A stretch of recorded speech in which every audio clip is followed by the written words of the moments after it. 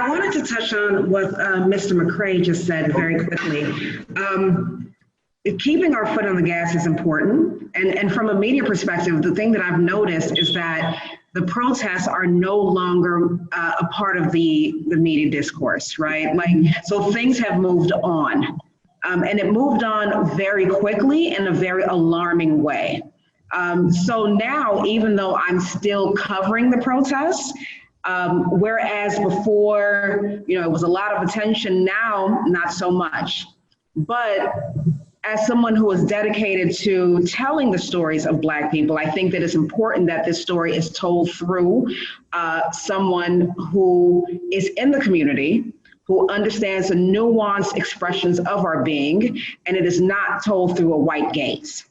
Because when it's told through a white gaze, it completely distorts the human aspect of the people in the streets, right?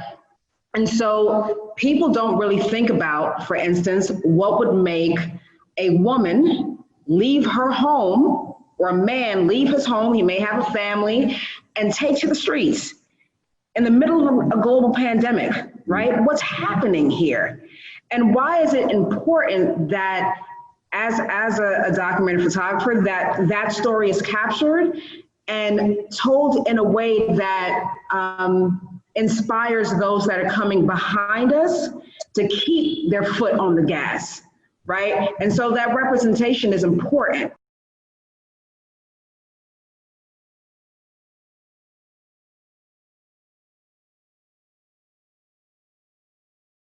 Hello, this is Fabian Lyon.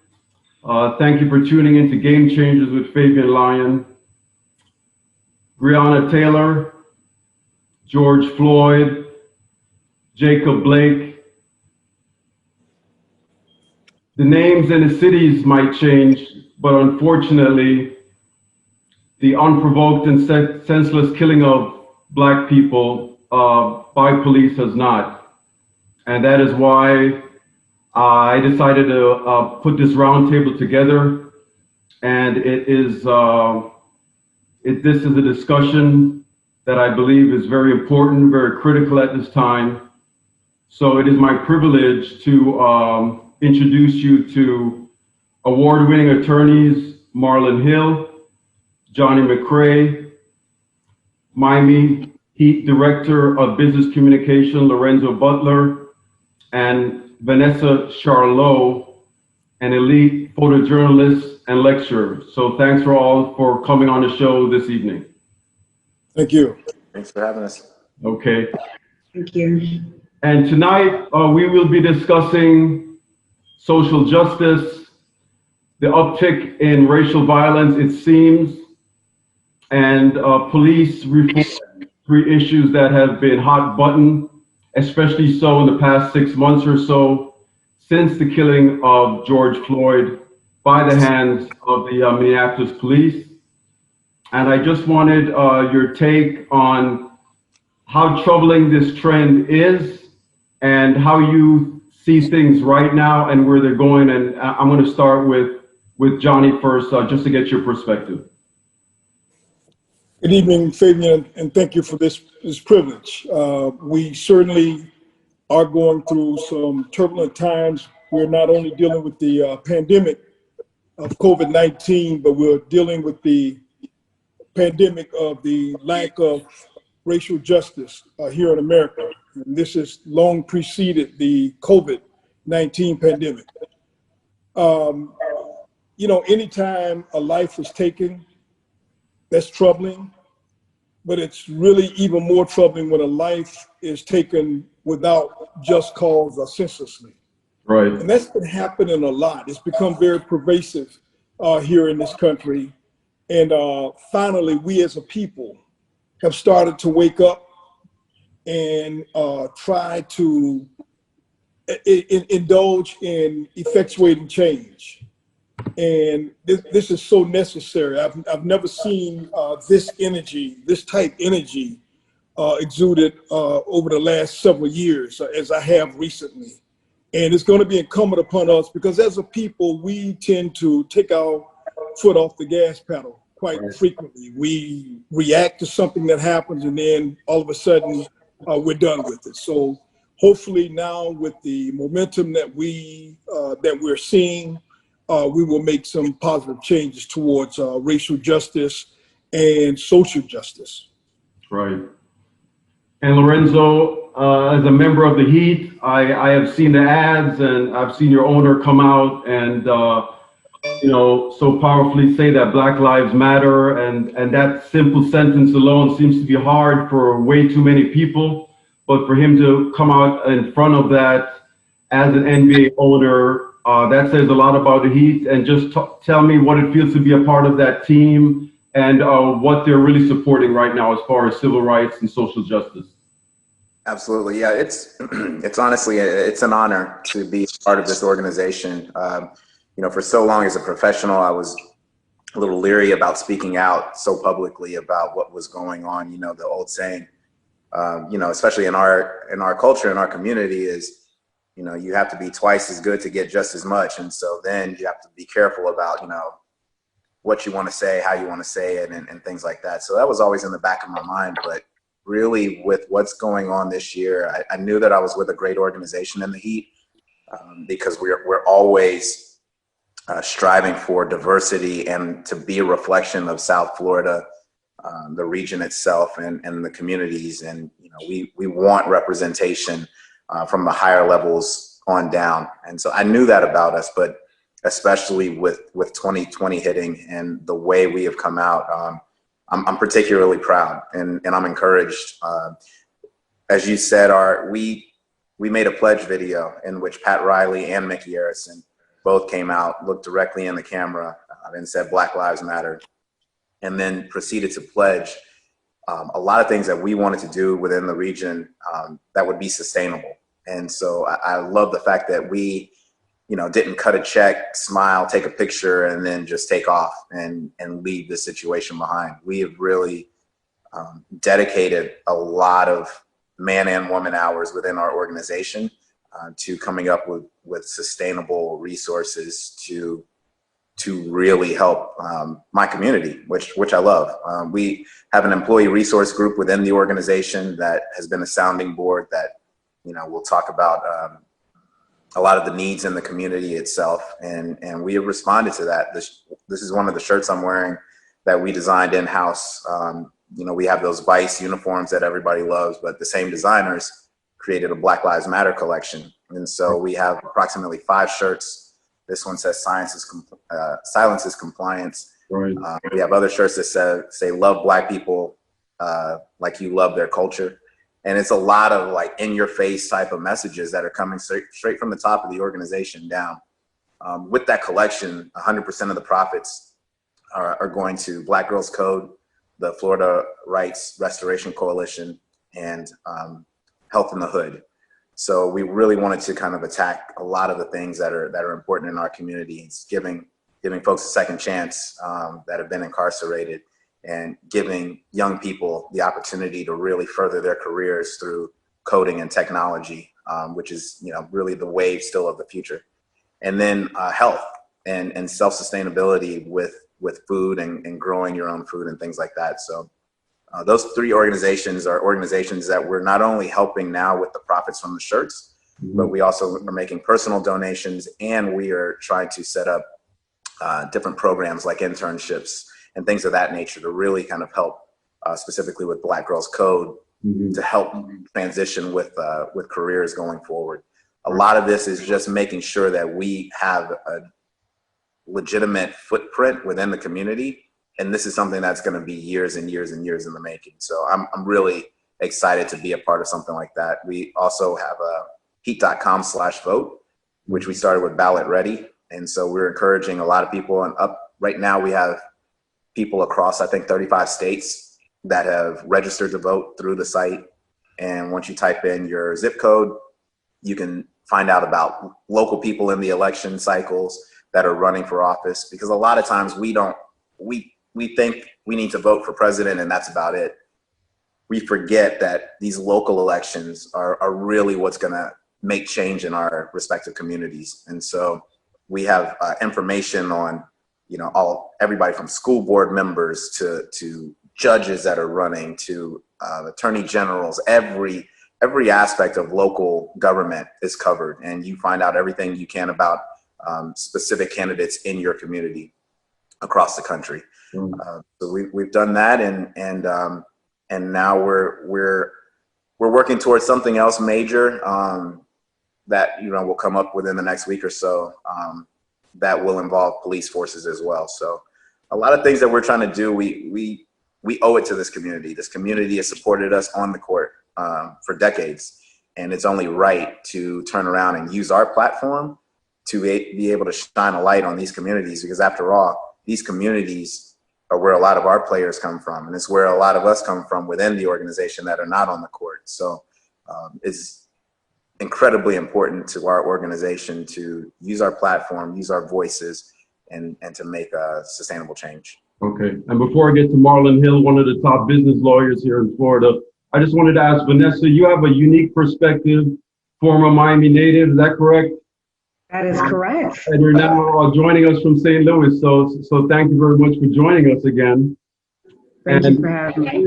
You are really woven into just this whole protest, in that you actually interviewed Michael Brown's mom, I guess a couple of days ago, and you took some pictures of her, and you're going to be so kind as to share a presentation, but just talk about the temperature in St. Louis right now and your experience covering these protests.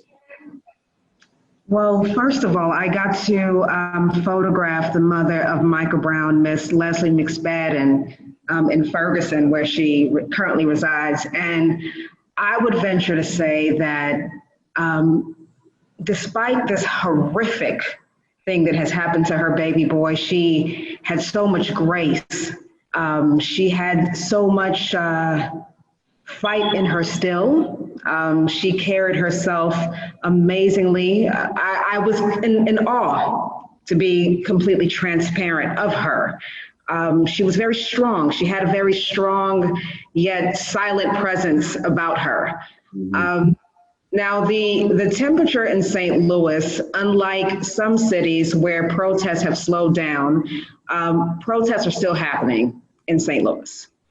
St. Louis has a very deeply troubled history when it comes to race, and it's still pervasive in the society now.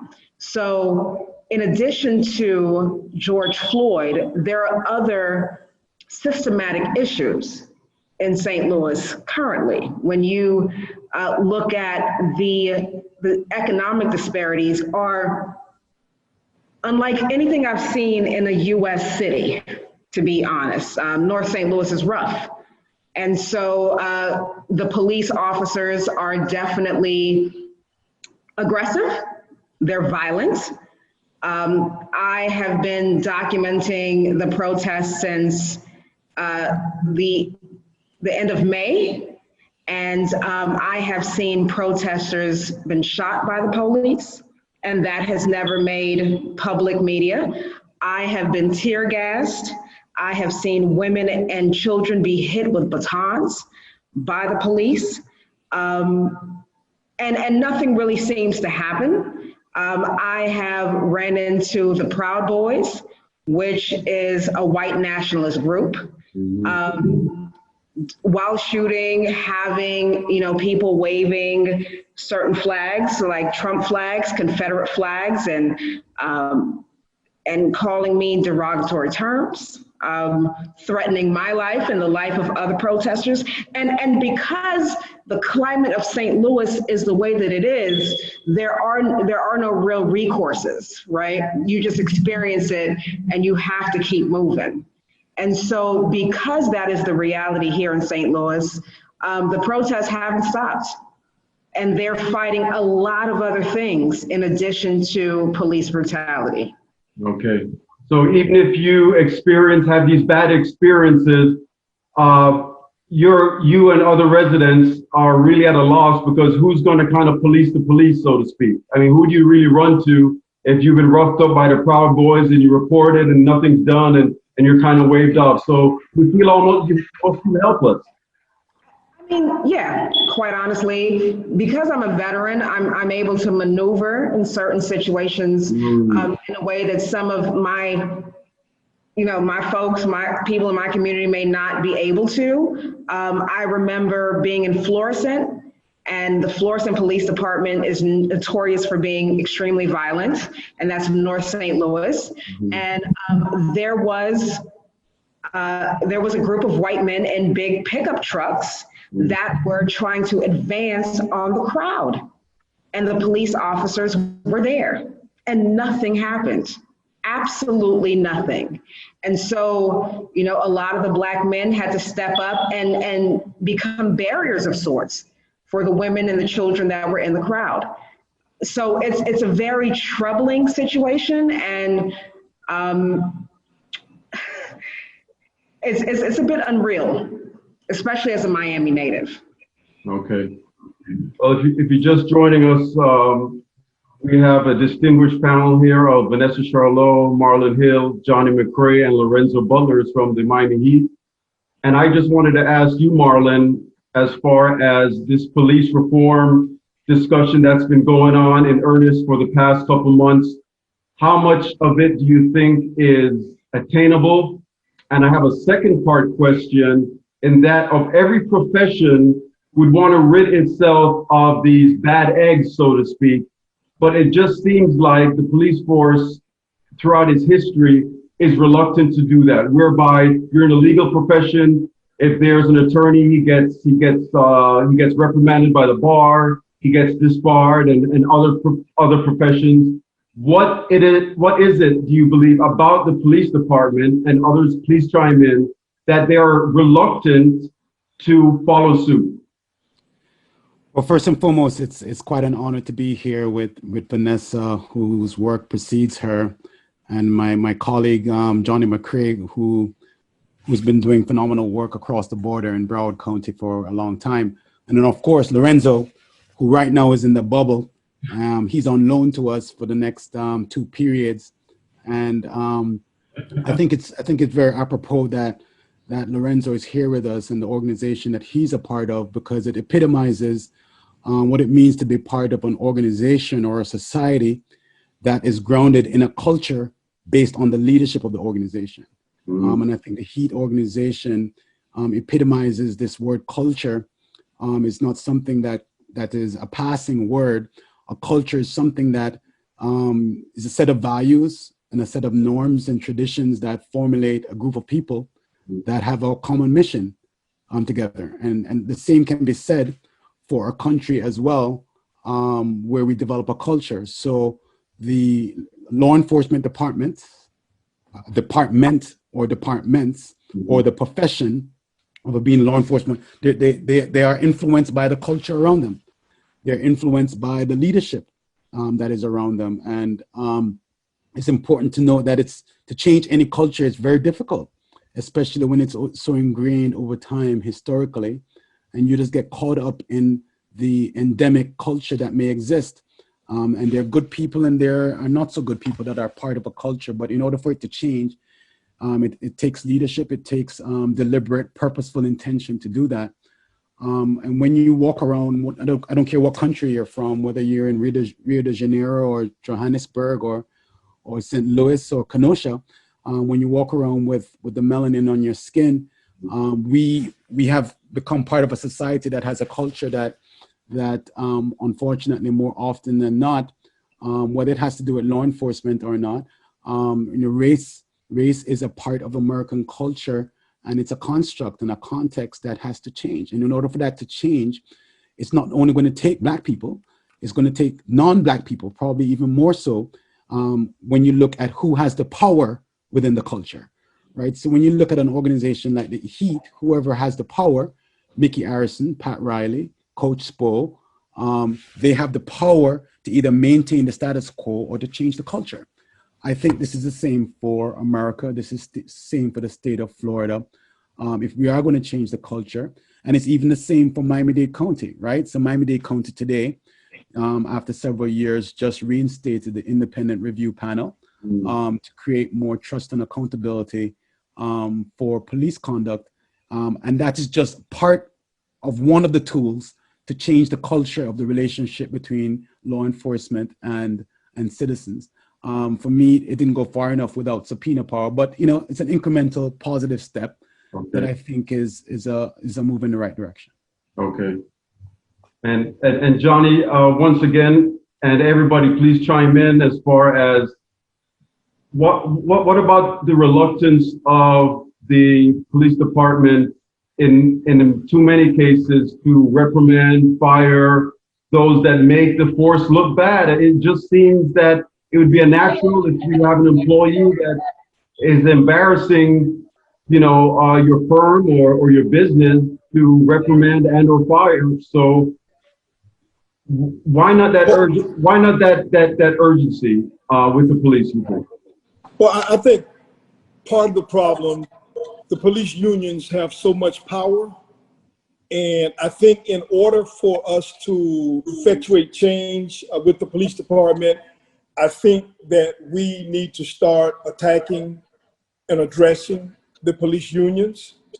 I think some of the police policies encourage and promote police officers to engage in this persistent misconduct.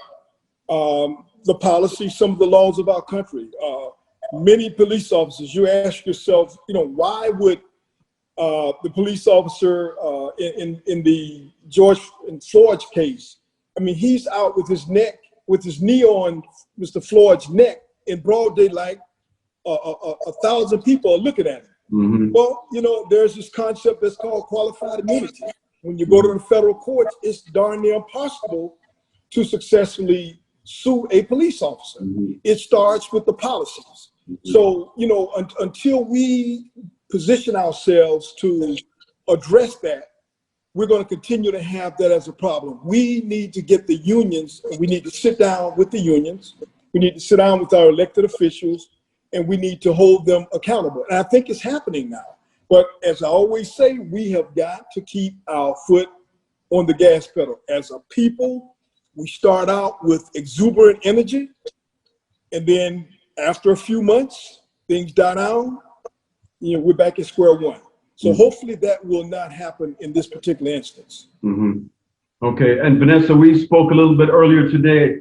If you could just expand on, right now it seems like finally people of color are getting to start actually controlling the narrative, whereby breaking stories of just a couple years ago, we would depend on editors and newspapers and their maybe political leanings, and the stories came as a result of biases and leanings. But now at least we have that opportunity to say how the story is put out. I wanted to touch on what Mr. McCray just said very quickly. Keeping our foot on the gas is important. And from a media perspective, the thing that I've noticed is that the protests are no longer a part of the media discourse, right? So things have moved on. And it moved on very quickly in a very alarming way. So now, even though I'm still covering the protests, whereas before, it was a lot of attention, now not so much. But as someone who is dedicated to telling the stories of Black people, I think that it's important that this story is told through someone who is in the community, who understands the nuanced expressions of our being, and it is not told through a white gaze. Because when it's told through a white gaze, it completely distorts the human aspect of the people in the streets, right? And so people don't really think about, for instance, what would make a woman leave her home, or a man leave his home, he may have a family, and take to the streets in the middle of a global pandemic, right? What's happening here?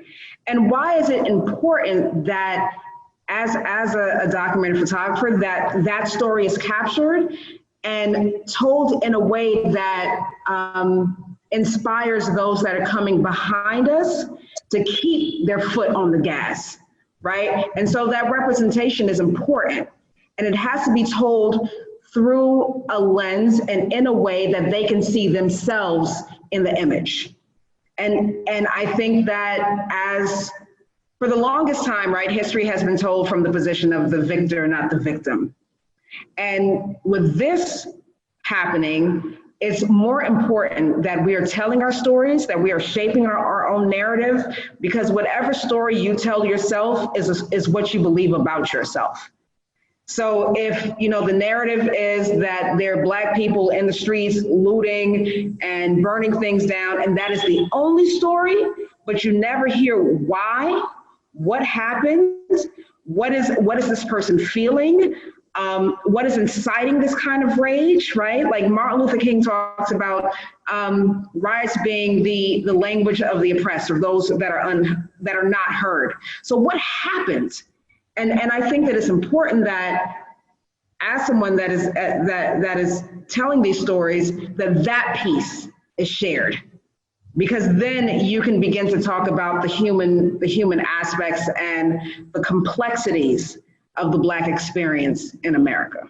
You know, Fabian, I think that is such a very important point with regards to the complexities, you know, because, you know, right now it's tough being a Black person in America, right? Absolutely. And right now I'm trying to maintain my mental health and my energy. I'm not only maintain, but preserve, and to channel. And I'm, you know, sorry to lose Chadwick, but I may need to channel my vibranium. I need to withhold my vibranium right now, right? Because it can be traumatic. It is traumatic. And to see this happen over and over again. So I'm really purposefully trying to withhold and preserve and maintain my energy and mental health, because that's one of the ways I can stay focused on being part of the change. Right. I think all of you make great points, and I would piggyback off of you know, what Vanessa and Johnny were saying, and I look at it. The only change that we've had in America, you know, I think in the past, I'd say 65 years, is when our stories are being told through our voices.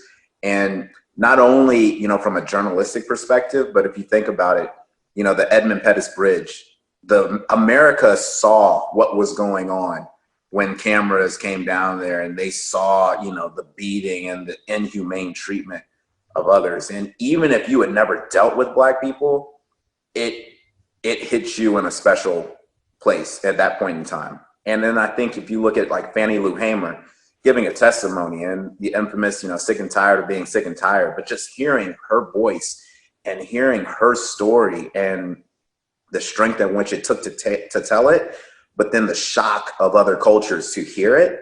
I think those two stories, you know, early on made lasting impacts, but now it is up to us.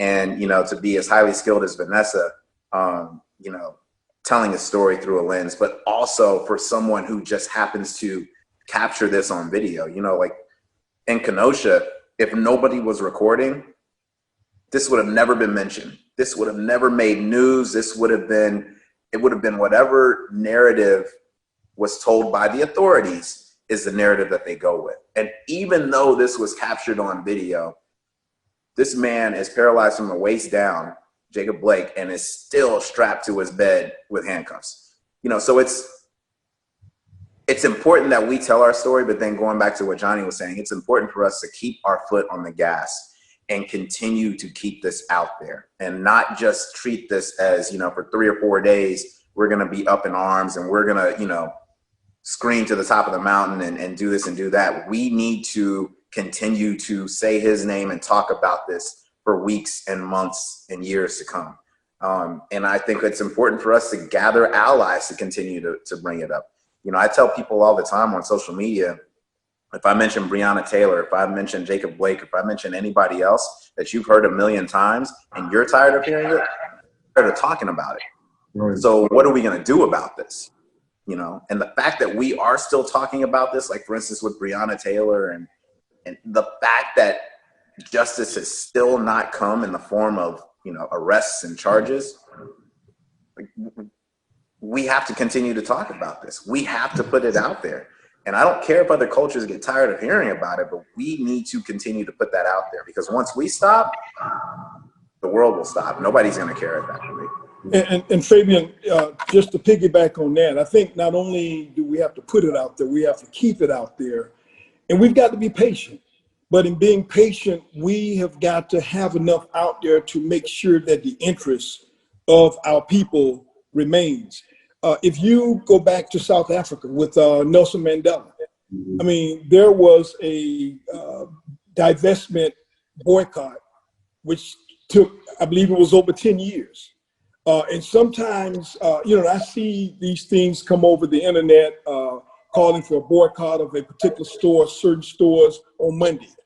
But we've got to develop a plan that has more teeth to it and that's going to be sustained over a period of time. And we've got to be patient. But in being patient, we've got to make sure that we have enough things going on to make sure that the interest keeps going. I've seen a lot of progress, but there's a lot more to be done. I've seen a huge shift in public attitudes. I've seen white people out, but we've got to keep them out. We've got to continue, but we can't rely on them. We've got to just hope that they'll do the right things. But, we've got to continue on ourselves and be patient. What are some of the key pieces to that plan, Johnny? Well, I think, first of all, voting, that's essential.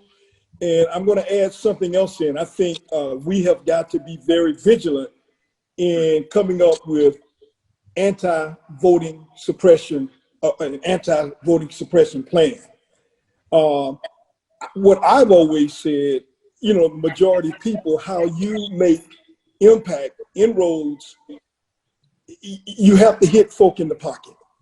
Mm-hmm. And I think that's what's happening with the NBA, the WNBA, and some of the organizations. Finally, these brothers, and I'm very, very proud of some of the things that they're doing. But I think voting, anti-voting suppression, as I just said a second ago, we've got to develop an economic plan. We've also have got to change police policies. I think the way we do that, we were talking about, and I don't know if you're going to get into it, defunding the police. Well, when you hear folks saying they're talking about taking all of the money away from police, shutting down police departments, that's a scare tactic. That's a fear tactic. Basically, what they're saying, let's shift some of these monies from the police budget into, let's develop programs, a community policing type program where we can have after school programs, tutoring our kids, PAL programs, police athletic leagues. I think the Heat is very good with this type thing, and they've been doing this over the years, helping keep some of our kids out of the streets. So it's a police prevention type program that I'm talking about. We've got to develop a new mindset in order for us to have an effective plan with going forward. Mm-hmm. Right. Can I jump in real quick? Yeah, sure. I completely agree with Mr. McCray, completely. This past weekend, I was in DC for the March on Washington, right? And one of the things that stood out to me was there were elders there that marched in the initial March on Washington. And they're here again, marching on Washington. And after it was over, everyone just dispersed, right? And it blew my mind because I was like, okay, that's great. We came out, fantastic. But what is the plan? What are we doing? How are we going to move forward collectively? But moreover, what is the template that we can utilize to bring to our community and adjust it according to our needs, right? So like what may be needed in Miami may not be needed in St. Louis, but at least we have like a 10-point plan or something that we're doing. And secondly, I think that we focus a lot of times on the wrong thing. I think that, look, police brutality isn't anything new. We've been dealing with that, right? And now it's just because cameras have phones is being spread all over the place. One thing that I think that we should begin to look at is how do we empower our communities economically? America is based on the almighty dollar. What made the Montgomery boycott so successful? Because Black people stopped getting on the bus. And when they lost money, they had no choice but to go with the demands that the community had, right? And so like boycott something on Monday, it's symbolic. It doesn't really mean anything. It sounds good, but there's no real change, right? Like, you remember when Gucci had their thing and it caused a lot of, and what happened? A month later, we rocking Gucci. Right. It's nonsensical at this point. But moreover, I want us to realize this as Black folk, is that we make ourselves look like a plump fool. And I hate to be this harsh, but if you are saying, I'm not gonna buy anything on Monday because they're being racist or discriminatory or whatever, and then you rocking Gucci next month, you don't stand behind what you're saying. So there is no incentive to change my way because you as a Black person is not changing your spending habits. Then we can continue to play this game, right? I'll make a public statement, I'm so sorry, and then we continue. So like, I completely agree with Mr. McCray. What is the plan? What are we doing? Yep. And how do we move forward collectively? Right, and Vanessa, no doubt, this is going to take sacrifice, and our forefathers paid the ultimate sacrifice. So I think as everybody has really said, we get upset, we go on Facebook, we call radio stations, but once again, where does that lead to? And with this 24-hour news cycle, it gets lost in the next atrocity and the next atrocity and the next thing that comes from the White House that is derogatory about us. And so as far as being fixated on just focusing on attainables, even short-term goals right now, I do believe that, yes, sometimes we do get frustrated, Johnny, and we kind of lose focus. I wanted to ask Marlon, why do you feel like LeBron James is always, why is the burden, it seems, always on him and a couple of select NBA players to carry this load? I mean, where is everybody else? Where is everybody else? It's not, we're, as if basketball, NBA is all we have going. There's no other, we don't do anything but play basketball. Where are the other voices? Is this a wake-up call that this is how it really is the last 3.5 years, or what? Don't pick on Braun. Don't pick on Braun. When you're in the bubble, I'm complimenting him. when you're in the bubble of any organization, the NBA is an organization, Lakers is an organization, the Heat is an organization, the Bar Association is an organization.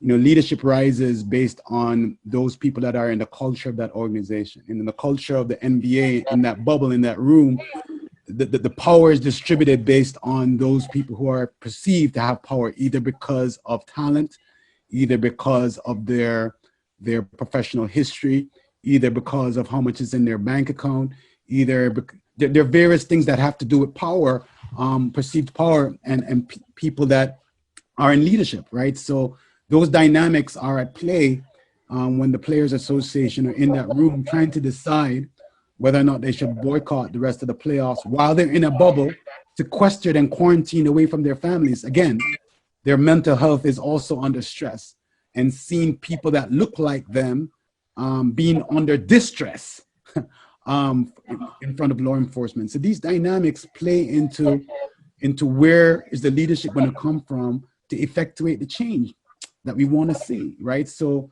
LeBron is one person that rises to the top. Chris Paul, all these players that may have a leadership role either in their team or in the NBA organization, and this is what you're seeing playing out. The Heat are playing the Bucks right now. It just so happens that the last hashtag happened to be in Wisconsin, so they had an extra stress to make a stand because the last hashtag happened in their home state. Who knows what the next home state is going to be when the next hashtag comes around? It could be in Miami-Dade County for that matter. And it's coming unless the culture changes, Fabian, right? You know, the culture nationally has to change in a way in order for us not to have another hashtag, right? And right now, I don't see the stars being aligned based on the culture of the country on a national level to diffuse, right? You know, let's be real about it. The president is going to Wisconsin tomorrow, right? What is he hoping to accomplish in the change of this culture? What is he going to use the power of the presidency to do, right? I would ask his advisor should be asking this question, or is he just focused on his own self-preservation of power for re-election? What is he willing to change? I don't see it happening in 2 months. Yeah, the real key to that, Fabian, is leverage. And we've been in a 401-year battle with leverage. Right. And you know, the reason why our you know, people were enslaved for, you know, 250 some odd years was leverage. Other cultures knew that as long as we can keep this people as free labor on this property, they don't have the, and not allow them to read, not allow them to try to gain any type of ability, so to speak, other than just their physical bodies. As long as they were kept to that level, then this other culture would be on top and would be dominant. And so then you get to where now we have Juneteenth. And from then until 1965 with the Civil Rights Act, you know, then it was still trying to keep people down. And then once you get to the Civil Rights Act of 1965, and then we have athletes that are starting to make contracts as you get into the 80s and the 90s and so on and so forth. It's like those are the people that now have the leverage. The shift to professional sports, where it's become a multi-billion-dollar industry, and these guys are at the top. These guys are at the top and can afford to look back and see, you know, the Chris Pauls of the world, the LeBrons of the world, you know, our guys, Jimmy Butler himself, he's been very eloquent about this as well. But you can look back and see what the struggle looks like. A lot of our people who don't have leverage, who are working paycheck to paycheck, are in a fight every day to just put food on the table and keep a roof over their head. They don't have that type of leverage over any company, entity, fan, anything like that. So what they're trying to do is keep their head down, get through Monday to get to Tuesday, get through Tuesday to get to Wednesday, and so on and so forth. So when there's not the ability to boycott, because there's just not that ability to come up for air. And so I think that's why we're relying on a lot of these guys that are kind of on the upper echelon of the food chain, so to speak, financially, to really kind of look back and kind of push and make that effort. I agree with Vanessa that I don't want us to, you know, boycott on a Monday and then by Tuesday, Wednesday, Thursday, we're not paying the rent and we're not paying our bills because we're trying to rock this and trying to rock that. Like I don't want us to get to that point. But we've got to kind of find a middle ground. And I think that then leads to, you know, the person in the Oval Office. And I'm sorry, I just don't really feel like saying his name lately, but you know, the person who's at 1600 Black Lives Matter Boulevard is, you know, a large issue with that as well. Because yes, he's going to Wisconsin to leverage his base, to leverage kind of this narrative that's so jacked up and so messed up, but it works for him. So we're all in this battle for leverage, and that's what it ultimately comes down to. Right. And Fabian, you mentioned LeBron James. I think LeBron James is a genius, not only on the basketball court, but off the basketball court. If you look back, when he first entered the league, he positioned himself to be in a situation where he can basically make unpopular decisions to the majority. If you look at what he did, he surrounded himself with his advisors who look like us. You know, so he took a stand right there. And I think what he and Chris Paul did the other day, and it's not widely advertised, but he and Chris Paul, LeBron and Chris Paul, actually engaged the consulting services of our immediate past president, President Barack Obama. And that's who helped them develop a plan to go forward. So, I take my hat off to LeBron. I heard Stephen A. Smith saying some things that I also heard were not necessarily accurate about the way LeBron presented himself. But, I'm glad. I think he is a true leader. He can't do it by himself, but he has put his money where his mouth is. And I really have a lot of respect for that guy.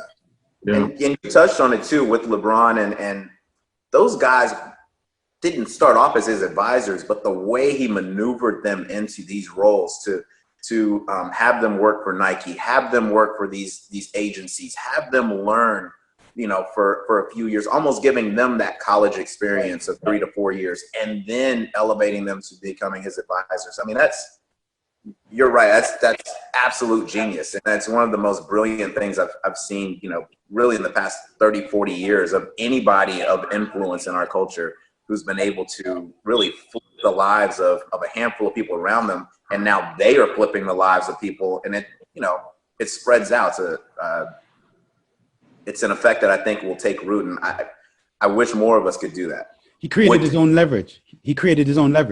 Absolutely. Yes. Right. And if you're just joining us, thanks for tuning in. We're here with our top attorneys, McCray and Marlon Hill. Vanessa Charlot, a top photojournalist and lecturer. She is based out of St. Louis. And also honored to have Lorenzo Butler, Director of Business Communications for the Heat. I wanted to ask you, right now we are collectively in our community feeling a sense of despair, of not knowing what is happening, what is going to happen tomorrow. Our children are online for the first time for an extended time, forever. They've been separated, obviously, from their schoolmates, from that whole atmosphere of going to school. Let's give them something. Let's give our community what is something, because we have so much power, maybe untapped power. But I'm going to start with you, Marlon. And you just had a very successful political run. You didn't get the position, but you have a great reputation and you gained a lot of experience. What can you tell the audience, the community, about where we are and what we can do individually, if not collectively, to at least enhance how we see things? I think it's very important, Fabian, for folks to just know the potential and the limitations of your own power, right? Every single person, irrespective of what you do in life, you have a certain level of personal power. And one of those, is what Johnny referred to. You have the power to vote, right? That's like a bottle of power that when unleashed collectively can have tremendous impact on policies locally, in a city, in a county, in a state, and obviously in a country. So that's first and foremost, folks need to recognize the level of power that they have. And even for young people, they need to recognize that even though they may not have the ability to vote, they do have influence over their parents and their aunts and their uncles and their grandparents, and they can speak up collectively as well. And then I also think it's very important for folks to understand the importance of your ability to organize with people that have your similar interests and your values, right? For example, you have the budget process that's coming up on a local level across the country.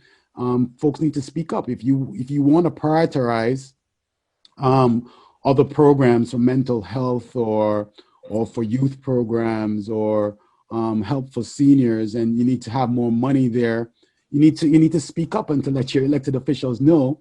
It has nothing to do with wanting to defund or divest the police. It just has to do with prioritizing other things where Black Lives Matter. Because Black Lives Matter is not just a law enforcement issue. Mm-hmm. Black Lives Matter is a housing insecurity issue in terms of affordable housing. Black Lives Matter also has to do with opportunities for small businesses to get their fair share of contracts within a county. Black Lives Matter has to do with folks not going hungry. Black Lives Matter has to do with seniors being able to have the services that they need in a COVID-19 pandemic era. So let's not get too caught up in this tension between law enforcement and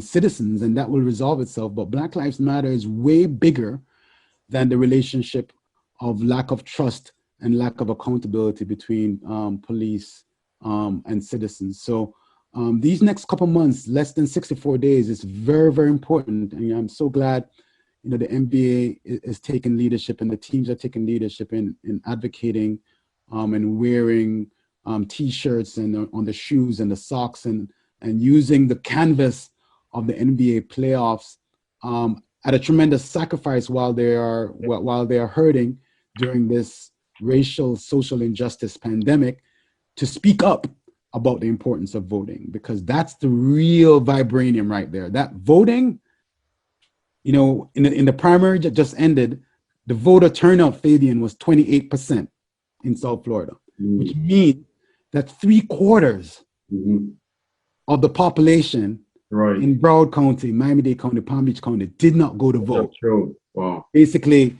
threw away their power. Select leadership. And that's where a big part of it that has to change. And Johnny underscored that earlier. Right. And ironically enough, the Black Lives Matter was kind of spawned by Michael Brown's unfortunate death. And that's where it all started, I believe, 6 years ago. And I don't know if you're ready, Vanessa, to start your presentation, but whenever you're ready, just let us know, okay? Okay. And in the meantime, Lorenzo, I know you're kind of watching the Heat Bucks game there on the side, man. We appreciate you taking the time, but if you got to call a timeout, if you got to sub out, just let us know, man. It's fully understandable, okay? This is bigger than basketball for us. I hear you. Johnny, I wanted to ask you, as far as how do we keep things going? How would you recommend us, even on a community grassroots level, how do we keep things going, keep them consistent, have checks and balances, keep our political leaders, for example, hold them more accountable than just instead of just voting for them? How would you suggest we kind of stop doing things how we've done it and do it better? Well, I think that it's essential for us to have constant contact with our elected officials. I think that there should be more town hall meetings. If we could see our elected officials as much as we see them during election times, we'd be a lot better off. But I think by and large, it's essential for us to hold them accountable. We have got to let them know that we have expectations and we want them to deliver.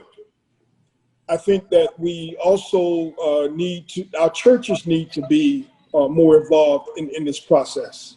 The churches don't seem to me to be as proactive as they were in years gone by.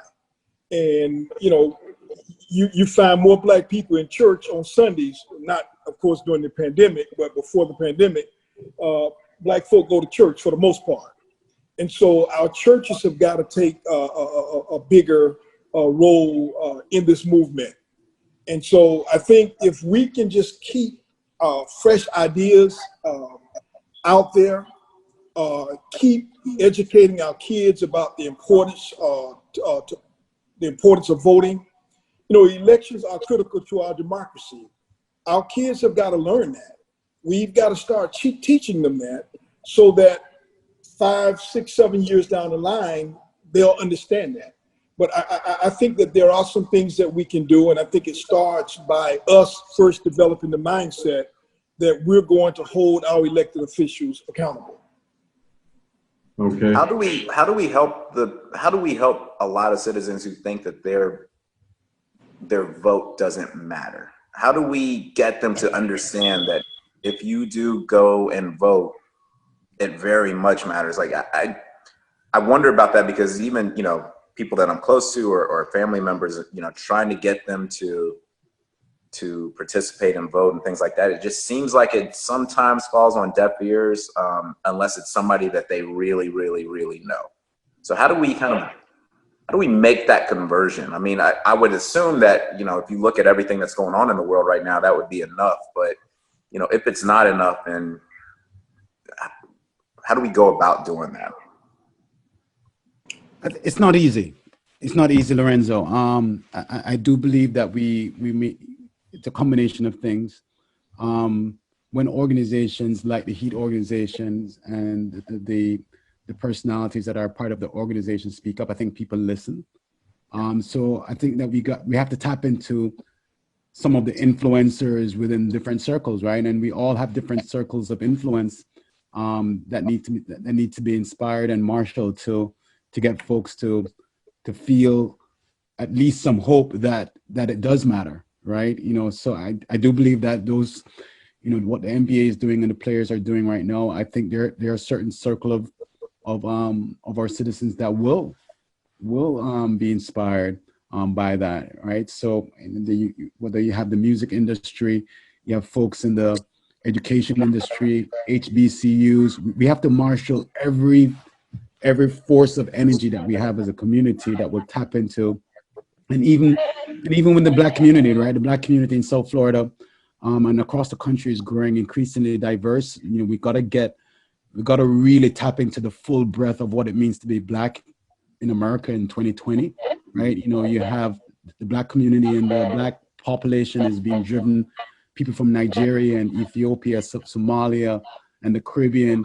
I think that there needs to be more synergy within what it means to be Black in America, and I don't think we are harnessing the full energy of our Blackness, and so that's another way that we can tap into. But we've got to just use the different forces of energy that we have within our culture to influence folks that folks identify with. Fabian, let me, you know, I'm going to use a statement, a phrase that Biden used when he was on the Breakfast Show maybe about 3 or 4 months ago, right. When he told the host something to the effect that if you don't vote for me, you ain't Black. Right. Well, I'm looking at it from the other perspective. I think that our current president has given us enough examples of why voting is so essential for us. And as I said earlier, it's you know, the election process is very, very important to our democracy. If we as a people can't see with some of the attitudes that have been exuded by Trump and his supporters, if we don't see the reckless disregard that he has for us as a people, that's enough right there, I believe, to inspire folk to vote. I've never in my life seen anything like this before in this century. You know, so I think what we've got to do, we've got to build upon the ammunition that Mr. 45 has given us. Absolutely. Right. And to me, I was listening, Vanessa, to some of those very speeches from the March of Washington. You know, on Friday, I was just listening to some very powerful messages. And eerily, it echoed 50 years ago, you know, March in Washington. And the first question that came to my mind is, how much have we really progressed? I know we've made a great progression in individual areas, but the fact that we are, you know, speaking out against racial injustice and police brutality and housing discrimination and all forms of discrimination, it really begs the question, how much have we progressed? And I think it tells us that we have to start doing things differently. We can't just complain amongst ourselves and keep it in the village, so to speak, and keep it on Facebook. That doesn't generate any energy. It doesn't generate it. It's on us. It's incumbent on us to start doing things differently, incorporate our young people who are just brilliant. And they're on top of the social media game and they have great new ideas. So to just keep going down the same road and doing the same things we've been doing for 30, 40 years, it's not going to cut it. It's not, because we are facing something that is so powerful. Our forefathers faced it, and not much has changed in that regard as far as just fighting just to get up and go to school and go to work. You know, just something simple as that. All we want is a level playing field. That is it. We don't want any handouts. We just want to get to school safe. We just want to know that when a police cruiser is next to us, that there is no danger of being pulled over for nothing indiscriminately. That's all we want. And let's just go about our business. That's it. But Marlon, once again, I mean, what can we do differently than maybe we did before? Can I jump in for a second? Just to address what you were saying. Okay. I think that one of the biggest things is that the story around who we are and our identity hasn't changed, right? And so we have this perceived notion of what the Black experience is. And I think it's a very limited scope as to what the Black experience is. And so when you're looking at the young people that are on social media consuming certain things, I think that one of the biggest things that we can do or encourage our youth to do is to read and to expose them to other ways of being as a Black person, right? And then I also think that they need to be exposed to things that center their Blackness, not in juxtaposition to whiteness, just as a full human being. Because I think for the longest time, America has done a great job as to our identity is based on how white standards apply to our lives, right? And so that has rendered us in a situation where we're saying the same speeches from 50 years ago. Sharpton is talking the same thing. Everybody's saying the same thing. And so it's yielding the same result. Has there been some progress? Of course, but not the kind of real transformation that we need to see. And I think that in order for us to see that is we have to reimagine ourselves more than just what the stereotypical ideology around Black manifestation in America is,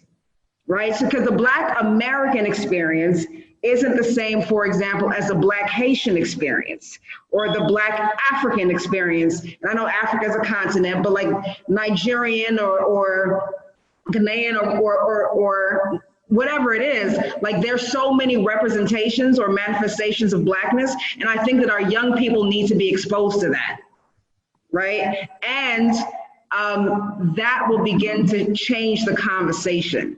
Because right now, the conversation is, we need justice, we need whatever, but there are Black countries that have established themselves as free nations. And we may not like everything that they did, but how can we use some of their examples to embed our own community? Right. That's a great point, Vanessa. Great point. No doubt. And Marlon, did you want to add something here? No, I mean, I think Vanessa punctuated it. You know, again, who's writing the narrative? Who's writing the story? Who's writing the story? Who's telling the narrative and the story about who we are and what we care about and what it is that we need? And right now, we have to really be focused on being sure that we are part of the whatever platforms and telling that narrative and the story, so that young people and non-Black people can see our different layers of Blackness, right? And because unless you understand, empathize with someone's story, then you can't really be a purposeful ally, right? This is what many folks in America don't realize, especially non-Black friends. If you want to be a true ally, then you really have to take time to understand, empathize with someone else's story, just like I would yours. When you truly understand someone's story, then you can be in a better place to know what it is for you to be an ally that's going to effectuate change. Otherwise, you're just out there holding the fist and the sign, right? But we need you to be an ally in writing the check. We need you to be the ally in calling the president. We need you to be an ally in calling the governor or the chief of police. You know, Black folks, we're just still. What percentage of the population are we now, Johnny? 17, 16? Is it 13? I'm not sure. I think we're not the majority, right? oh no, it's 13. We are going to need a lot more friends to change the landscape of these laws that impact us disproportionately, right? The fact is that more often than not, primarily Black men are having lethal force incidences with law enforcement. Why is that? My question is to my ally friend, why is that? And do you think that is right or wrong? Okay, it's wrong. Okay, all right. So we're getting somewhere. All right. So what are we going to do about it? Right? Is it the independent review panel? Is it professional standards? Is it training on implicit bias? Is it a national registry of misconduct? Is it how the unions try to, stop these elements of change in culture? What are you going to help me on? Because I can't do it alone, right? I 16% of the vote, so I'm going to need some ally votes in order to change things, right? And this is where the electoral process comes into play. Because change either happens voluntarily or involuntarily. You don't want change to happen involuntarily because it gets messy. Right, and I think we get kind of put in a box. But I wanted to ask you, Marlon, what is in it for somebody when you're making that pitch to somebody? What is in it for them outside of just appealing to their humanity? I think still, there has to be some force, some peaceful force in terms of boycotting. I wish the NBA players, and they're doing a great job. They're setting a tone. I wish NFL would I understand the box they're in as well. But I think if each NBA owner picked up the phone and called the governor of that respective state, their state representative, they are the true power brokers to me, are billionaire owners in each respective sport. If each owner picked up the phone, because they can do that, and call their lawmakers, not only on a national level, but in their respective state, things would change. But once again, many of these owners, they have political leanings that's not going to make them so, want to make that call. So, but I do think that we have to demand more. Our athletes have to demand more of whoever owns the team. And I do think that within wherever we work, I think we have a power that many times we kind of brush it under the carpet. But if something is said that's derogatory, we need to say something. We need to say, dude, that is wrong, or this is not acceptable. This is not acceptable. Instead of just ignoring it or turning the cheek. So I think if we start doing little things like that, and thank goodness these young people are at the head of these. If you look at these protests in Portland every night, well, mostly it looks like younger people, a lot of younger white people. And thank goodness for them. They are courageous to be out there and fighting the fight. So all the more power to them, as long as it's not violent. But I do think sometimes, Marlon, outside of just that appeal, boycotting and some other measures need to be kind of meshed in there as well. Certainly. It's all about leverage. Mm-hmm. Yeah, I think that's the only way that you're going to basically cause those billionaire owners to do what you just asked about, calling the governor and other high elected officials. It's got to impact them economically. Can you imagine if we as a people boycotted the NBA, not the NBA, but the NFL? Oh, please don't do that. Please don't do that. But and I said the NBA, NFL, because to me, they're definitely in the dark ages. Right. But we start boycotting, going to the games, watching the games. I think it would have an impact. It would. An impact that'll benefit us. Yep. That's the thing I'm proud about with our league, is that from the inside looking out, but also being a Black person, I can feel that the league values this fan just like they value that fan and they value that fan. And I think it's reflected in a lot of the actions of the league itself. So that's what really makes me proud, because I have seen other leagues where, you know, you might as well just be looking at whoever's in the Oval Office right now. I mean, it feels the same way. So it's really a good feeling to be associated with a league that does value kind of what's going on and things like that. But if I can, I just wanted to go back really quickly, because Vanessa hit on a word that I've been using constantly every time I go to speak to in colleges, high schools, things like that, and it's exposure. And that is so very important, even for those of us who are not, you know, billionaire owners, millionaire athletes, or anything of that sort. But if we are in a position where, you know, like Tupac said when he was 13 years old, I might not change the world, but I guarantee I'll spark the mind of the one that does. If we're in those positions to do things like that, it's so important for us to grab middle schoolers, high schoolers, college students, and let them, you know, come to work with us, see what we do. Mm-hmm. We do that every year. I was able to start a deal 5 years ago when I came to the Heat, and we will bring approximately 200 to 250 students, middle school and high school students in South Florida every year. We bring them to a game, but as we're bringing them to a game, I make it a point to have them talk to the chief marketing officer and executive vice president who's Black. Talk to me, who's a director of business communications. Talk to our head of content, who's Black. Talk to all these different faces that look like them. But before you go and watch this game, come and talk to the people who are behind the scenes, who are establishing themselves with great careers. And they're not 7 feet tall, and they can, you know, they're not jumping out of the gym, but you can aspire to do that.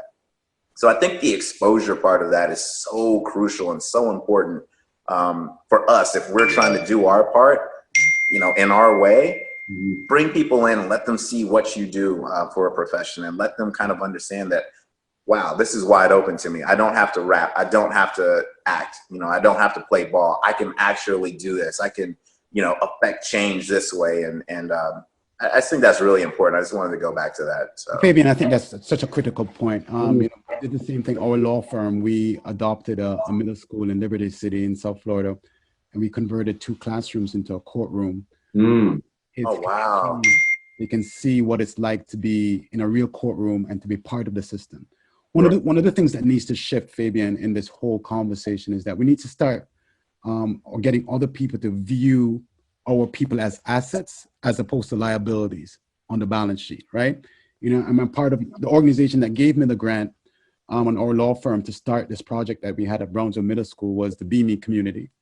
And Be Me Community, started by Travian Shorters from the Knight Foundation. It's all about viewing Black people in particular as assets, right? When you see something as an asset, you invest in assets, right? You don't start to do things to the other side of the balance sheet. So, you know, whether it's the exposure for those kids to see the professionals behind the Heat organization, or meeting someone like Vanessa to understand what a photojournalist does, or what a lawyer does, or, you know, the exposure is so key. And if we're going to move any money from anywhere, any department, including police departments, when you move money, you invest in something. And you ask the question, Fabian, what's in it for the rest of the community? You're going to be helping the economy. When you invest in people that are assets, they're going to be making a greater contribution to your quality of life. They're going to improve the tax base because they're going to be buying homes and starting businesses. If you don't love Black people, then just think of us as assets and invest in us, and just watch us expand the economy all around us. No doubt, because not everybody's going to like us no matter what, and that is a great point. I just want to ask Vanessa, do you want to share any of your great work? I know you've been featured in Oprah magazine, and I believe the New Yorker and many other major publications. So if you want to share, go ahead. Let me share a little bit with you guys. Sure. Before we wrap up. Just to address the notion of exposure, specifically in my work, what I've realized very quickly is that When Black people see themselves as the center of the photograph in a very dignified manner, it changes the way they view themselves, right? And so there's a level of pride there. So there's not just another person, you know, just whatever. There's someone that matters, and their experience matters. So let me share some of my work with you from St. Louis. Okay. Can you guys see that? It's starting. Okay. Okay. Hold on. So this picture, I actually took it on the first night that the protest started in St. Louis. And I had been watching this young woman for some time. She was very stoic. She didn't really speak too much. She wasn't as rowdy as some of the other protesters, or as passionate, but she seemed very determined. And so the young people the first night were in the streets.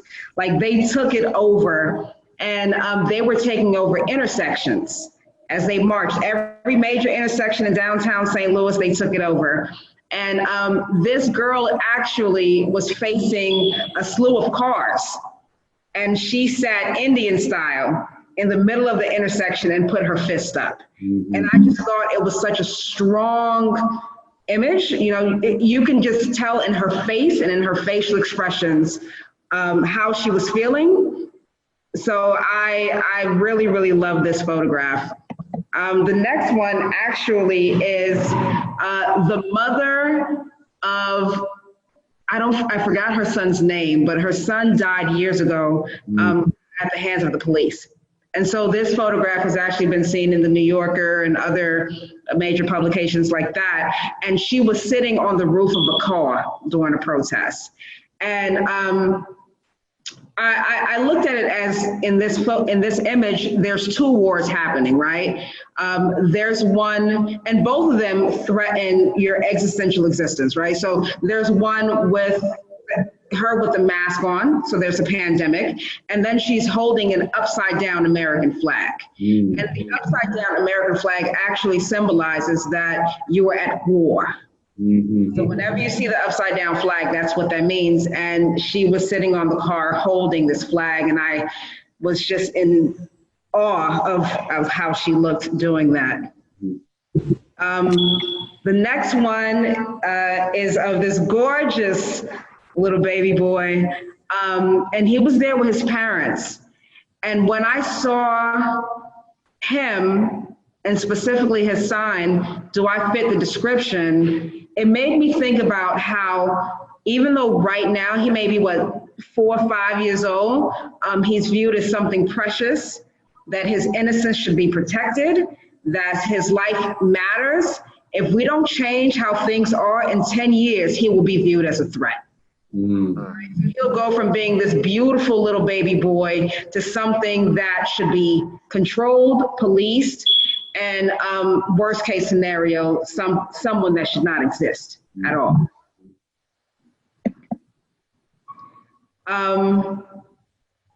The next one is this woman. She was in the middle of the fields at the Arch in downtown St. Louis. And she actually just happened to be sitting there. And I just thought that she looked so regal. And the sign was just very poignant because, you know, racism is something that has been so pervasive in the conceptualization of America, and we've been founded on these principles, that it's something that, you know, like, we can't get away from, and it has literally been killing us at an astronomical rate. This young man, he is a Native American. And I think that it was very important to include indigenous people in my work. Oftentimes we talk about our plight, and our plight definitely is important, but we fail to address the the original or the indigenous people of this land, right? And the things that they are going through as well. And there was something very haunting, I think, about him when I was looking into his eyes. And it made me think of so many other children during this time. Like, what are they dealing with? You know, we sometimes overlook the traumas of children. We don't really take into account that they're going through the pandemic too. Their life has been changed too. They're trying to make sense of, okay, why are people in the streets? Okay, it's race related. Well, why do they hate me? What did I do to them? And then them having to make sense of that in their young minds. And that is very, very difficult for them to deal with. Mm-hmm. Yeah. And lastly, this is Miss Leslie McSpadden. That's the mother of Michael Brown. Mm. And I photographed her in front of her home. And I was very intentional about, you know, having flowers around her, having a beautiful scenic situation, because this is a woman that's been through a lot. And oftentimes when you see pictures of Miss McSpadden, it's her in raw form, very emotional, very, and again, that feeds into a certain stereotype, right? Of the hyper emotional Black woman that can't control her emotions and she's all over the place. So I wanted to capture her with all the dignity and respect that this woman deserves. So those are my images. Gorgeous. All of them real powerful. Stunning. Thank you so much. Thank you so much. And where can we find all your work? I have a website. It's vanessacharlot.com, VANESSACHARLOT.com. I'm also on social media, but also if you literally Google me, you'll find a lot of other images that I've taken of the protest, of the March on Washington, my travels throughout the Caribbean and Southeast Asia. So there's no way of work. Okay, great. Awesome work there, Vanessa. Thank you so much for sharing that. And By the way, the Heat won. He won? The Heat just won. Okay, okay. And, well, that explains Lorenzo's big smile, so. Oh yeah. I don't want to say anything, but yeah. And we do appreciate you taking the time, Lorenzo. We know you got to run. Marlon, is there any organization that you'd like to talk about where we could find you and contribute to it? Is there anything you're part of that you'd like to mention right now? No, we're still, you know, with Brownsville Law Academy, Brownsville Middle School Law Academy, we're trying to get kids to be exposed to the legal profession at every level, corrections, being a judge, being an attorney. If you want to support us there, we have a fund at the Miami Foundation that you can support. So that's one of our major projects. So we're doing our part to effectuate change, and we just want to encourage everyone that, you know, you have the power to do something. Just find your lane, match it up with your passion or your talent, and do something, you know? Right, okay. And John, is there anything you want to share right now as far as any organization? TJ Reddick Bar Association has been very active over the years, going into the schools. We put on workshops about how to respond, how to act if you're encountered by the police. So I would ask, I don't have the website in front of me, but the TJ Reddick Bar Association in Broward County. We can Black Google. Lawyers Association, right. Okay, all right, and Lorenzo, anything you want to add right here as far as those initiatives? Yeah, first of all, it's been a pleasure speaking to everybody on the panel tonight. But yeah, I would encourage people to go to heat.com/vote so they can make sure they're registered to vote. If they're not, then they can register to vote, and they can also find out information about candidates on a local and national level in their community. And also go to heat.com/BLM. You can find out more about the shirts that we're selling to help benefit Health in the Hood and Black Girls Code and Florida Rights Restoration Coalition. Yeah, that's it. Okay, great. Well, I thank everybody for coming on tonight. You're all game changers and a shining light in the community. Thank you so much for joining us. And I would like to have other shows as we just talked about, well, one show or one instance is not enough. So let's follow up sometime down the road, and maybe we can get updated on things that we've done in our own community as far as where things are right now. So thank you once again. Coming on Game Changers with Fabian Line. You can find us on YouTube, on Instagram, on Twitter, and obviously on Facebook. All of you have been a blessing tonight. Thank you so much, and God bless everybody, and stay safe.